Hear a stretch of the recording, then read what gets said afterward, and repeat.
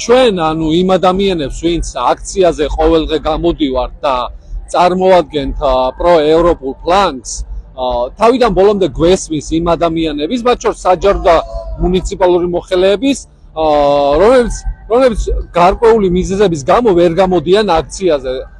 მაგალითად იმისაც რომ სამსახური არ დაკარგონ, ან სხვა სახის რაიმე პრობლემები არ შეექმნას, ხო, ანუ ჩვენ თავიდან ბოლომდე გვესმის ამის და იმის გამო რომ თქვა პასიურ რეჟიმში არ დარჩეთ და რაღაც დონეზე გარკვეულწილად მაინც იყოთ აქტიურ რეჟიმში, პრო-ევროპული ფლანგის სასარგებლოდ იმოქმედოთ, აქციები გააძლიეროთ და მანდამაინც აი პასიური შემთხვევები აი პრორუსულმა ფლანგმა არ გამოიყენოს, ხოლო მე შემიძლია რამოდენიმე წინადადებით გითხრათ, თქვა რა შეგიძლიათ გააკეთოთ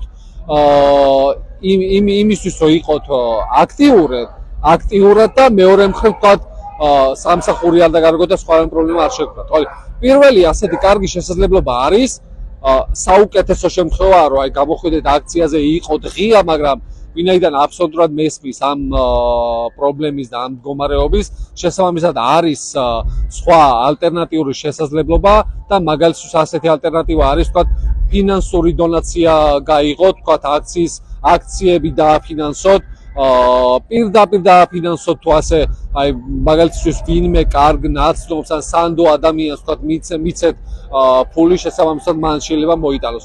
ეს არის ერთი კარგი საშუალება.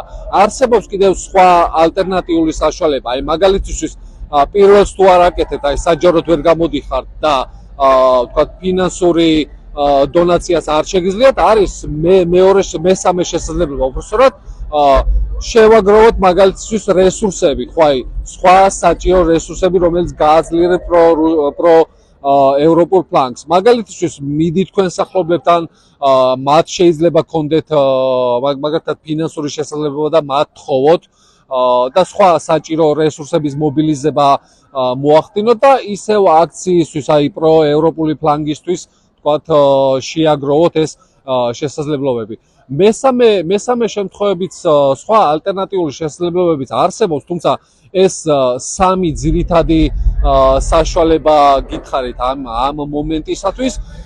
ერთი მხრივ რომ დარჩეთ თქვათ ისევ თქვათ სამსახურში და პრობლემები არ შეგექმნათ, არ გამოგაგდონ და მეორე მხრივ ის რომ იყოთ აქტიურები და ამავდროულად მხარი დაუჭიროთ პრო-ევროპულ ფლანგს.